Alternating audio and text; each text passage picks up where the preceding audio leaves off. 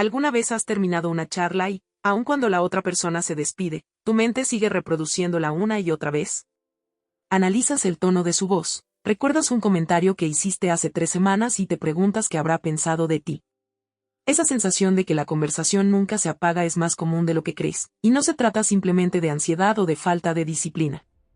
Es algo que está escrito en la arquitectura de tu cerebro. Imagina que estás en una conversación casual, sentado en una cafetería, y mientras escuchas al otro, una parte de tu cerebro ya está catalogando cada matiz, revisando recuerdos lejanos y construyendo posibles finales. Cuando la charla termina, tú no la sueltas. La reproduces en la ducha, mientras conduces, antes de dormir. Ese loop mental no es un fallo, es una característica de una red neuronal que funciona de forma distinta. La clave está en la llamada red por defecto, esa zona del cerebro que se activa cuando no estás enfocando la atención en una tarea concreta. En la mayoría de las personas, cuando pasan a una actividad que requiere concentración, esa red se silencia y el cerebro se vuelve más eficiente. En los que sobreanalizan, esa red sigue encendida, como un programa que no puede cerrarse. Estudios de neuroimagen han demostrado que esas personas presentan una actividad significativamente mayor en la red por defecto, incluso cuando están realizando tareas simples.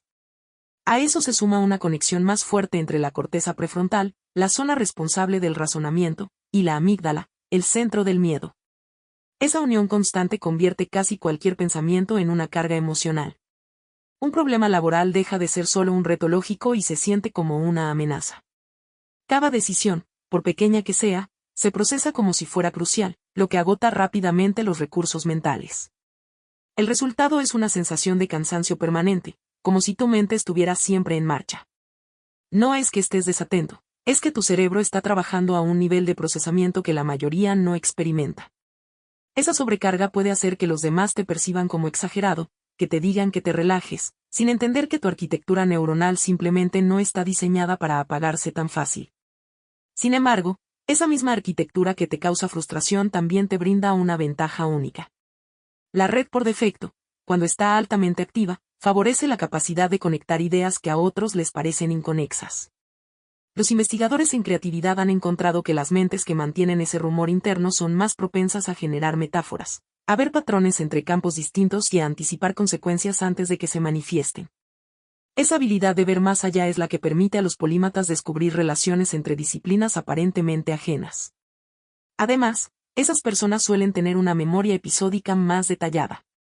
Recuerdan los matices de una conversación, los colores de una habitación o la emoción exacta que sintieron en un momento específico. Esa riqueza de detalle les da una ventaja en el aprendizaje y en la empatía social, porque pueden reconstruir contextos con mayor precisión y leer sutilezas emocionales que otros pasan por alto. En resumen, lo que a simple vista parece una maldición es, en realidad, una doble cara, un costo mental elevado que coexiste con una capacidad ampliada para la reflexión profunda, la creatividad y la anticipación. Ahora que sabes qué le ocurre a tu cerebro, la pregunta es cómo aprovecharlo sin dejar que te consuma. Una de las primeras cosas que puedes hacer es dejar de pelearte con tu propia mente. No se trata de intentar apagarla, sino de redirigirla. Cuando sientas que el análisis comienza a girar en círculos, cambia la pregunta, ¿hacia dónde direcciono este proceso? Anotar tus pensamientos, crear un buzón de ideas o compartirlos con alguien de confianza puede transformar ese ruido interno en algo productivo. Esa simple acción de dar salida a la información evita que se convierta en ansiedad.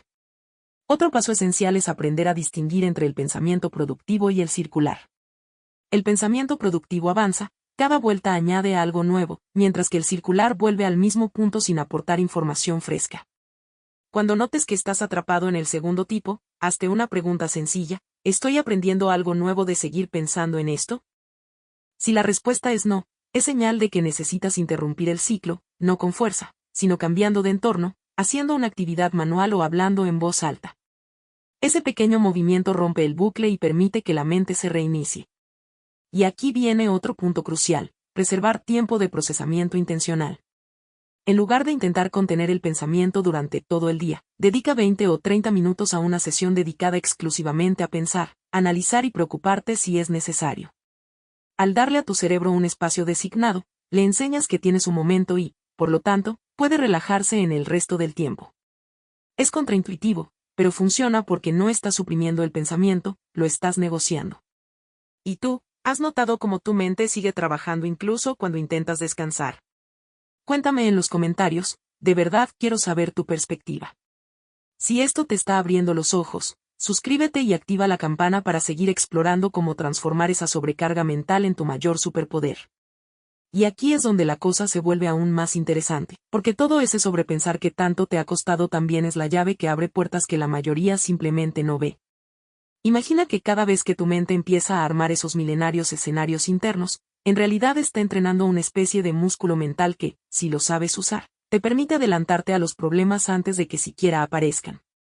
Es como tener una antena interna que capta la señal de los acontecimientos futuros y te da tiempo para prepararte. Por eso, cuando empiezas a reconocer esa señal, el estrés deja de ser una carga y se transforma en una especie de brújula interna. Para que esa brújula funcione, hay una práctica que muchos subestiman pero que, si la incorporas, puede marcar la diferencia entre estar atrapado en la niebla o caminar con claridad. Se trata de la técnica del corte consciente. Cada vez que notes que tu cerebro está girando en círculos, en lugar de intentar detenerlo, simplemente señala mentalmente corte. Ese acto de nombrar el momento crea una pausa breve, suficiente para que la corriente de pensamiento se desacelere y puedas observarlos desde fuera, como si fueran nubes que pasan por el cielo. Desde esa distancia, es mucho más fácil decidir cuál de esas nubes merece ser cultivada y cuál simplemente debe disiparse. Otra herramienta poderosa es la visualización estructurada. Consiste en tomar ese torrente de ideas y organizarlo en una especie de mapa mental interno. Empieza por dibujar, mentalmente, un círculo que represente la cuestión central. Luego, dibuja ramificaciones que apunten a las distintas facetas del problema, causas, consecuencias, posibles soluciones, emociones asociadas. Cuando lo haces, tu cerebro deja de ver la información como un caos y la transforma en una arquitectura ordenada. Esa organización no solo reduce la sensación de agobio, sino que también revela conexiones que antes estaban ocultas. Es la misma lógica que usan los grandes científicos y escritores. Convierten la maraña de datos en un esquema que les permite avanzar paso a paso. En la práctica diaria, puedes combinar esas dos técnicas con un ritual sencillo al final de cada jornada. Dedica los últimos 10 minutos antes de acostarte a hacer una revisión mental de lo que ocurrió durante el día. Pregúntate, ¿qué pensamientos me acompañaron? ¿Cuáles fueron productivos y cuáles solo dieron vueltas? Anota, aunque sea en tu mente, los puntos clave y decide cuál de ellos llevarás a tu buzón de ideas al día siguiente. Ese pequeño acto de cierre actúa como un apagón simbólico para la red por defecto, diciéndole al cerebro que el turno de procesamiento ha terminado y que ahora es tiempo de descanso. Con el tiempo, notarás que el número de pensamientos intrusivos durante la noche disminuye, porque ya les diste un espacio dedicado. No olvides que el cuerpo también juega un papel crucial en este proceso. Cuando el sistema nervioso está hiperactivo, la respiración tiende a ser superficial y el ritmo cardíaco se acelera, lo que refuerza la sensación de alerta constante. Practicar respiraciones profundas y lentas, incluso durante los momentos de análisis, ayuda a equilibrar la respuesta de la amígdala y a crear un espacio más tranquilo para que la corteza prefrontal pueda operar con mayor claridad. No se trata de meditar en el sentido tradicional, sino de incorporar pausas respiratorias conscientes cada vez que sientas que el pensamiento comienza a saturarse. Un par de inhalaciones largas, seguidas de una exhalación completa, pueden ser el interruptor que tu cerebro necesita para pasar de la fase de alarma a la fase de reflexión. Ahora bien, si todo esto suena como mucho trabajo, recuerda que la clave está en la constancia y en la compasión contigo mismo. No esperes cambiar de la noche a la mañana, el cerebro es una estructura que se moldea con el tiempo y con la práctica repetida.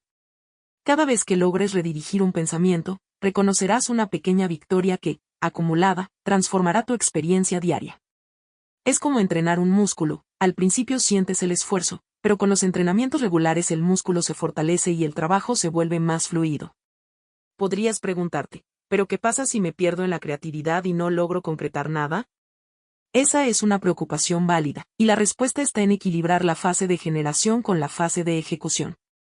La generación de ideas es la fase de lluvia, donde el objetivo es producir la mayor cantidad posible sin juzgar. La ejecución, por otro lado, es la fase de filtrado y acción, donde decides cuál de esas ideas merece tu energía y la llevas a la práctica. Si te encuentras atrapado en la lluvia sin pasar al filtro, establece un límite de tiempo para la generación y luego pasa automáticamente a la etapa de evaluación. Por ejemplo, Puedes decidir que tendrás 15 minutos para idear, y luego 5 minutos para seleccionar la mejor opción y planear los próximos pasos. Esa estructura simple evita que el proceso creativo se dilate indefinidamente y garantiza que tu energía mental se convierta en resultados tangibles. Otro punto que vale la pena mencionar es la importancia de rodearte de personas que comprendan tu forma de pensar. Compartir tus procesos con alguien que valore la profundidad y la reflexión puede ser un gran impulso. Cuando encuentras a alguien que escucha sin intentar arreglar cada detalle, tu cerebro percibe esa interacción como un espacio seguro para expresarse y, en consecuencia, reduce la necesidad de autocensura constante. Busca comunidades, grupos de estudio o incluso amigos que tengan una inclinación similar por el análisis. Esa red de apoyo puede actuar como un espejo que refleja tu valor y te ayuda a canalizar tu energía de manera más saludable. Finalmente, quiero recordarte que todo este viaje no es una carrera contra el tiempo, sino una exploración de tu propia arquitectura mental. Cada descubrimiento que hagas sobre cómo funciona tu cerebro te brinda una ventaja competitiva que pocos poseen. Mientras otros se conforman con respuestas superficiales, tú tienes la capacidad de profundizar, de anticipar, de crear puentes entre ideas dispares. Esa es la verdadera superpotencia que se esconde detrás del sobrepensar, la habilidad de transformar la complejidad en claridad, el caos en orden, la duda en innovación. Así que la próxima vez que te encuentres atrapado en ese bucle de análisis, recuerda los 3 pasos esenciales. No luches contra tu mente, dirige el flujo hacia un objetivo, distingue entre pensamiento productivo y circular, y corta cuando no haya novedad, y reserva un tiempo deliberado para procesar, permitiendo que el resto del día sea más ligero. Con práctica, verás cómo esa energía antes percibida como carga se convierte en una fuente constante de inspiración y eficacia. Si alguna de estas ideas resonó contigo, o si ya aplicas alguna de estas técnicas y quieres compartir tu experiencia, déjame un comentario. Me encantaría saber cómo transformas tu proceso mental y qué resultados has obtenido. Y si sientes que este contenido te está ayudando a reconectar con tu propia mente, no dudes en darle like y compartirlo con quien creas que podría beneficiarse. Mantente atento, porque seguiré explorando más estrategias para que tu cerebro hiperactivo sea tu mejor aliado. Gracias por acompañarme y nos vemos en el próximo video.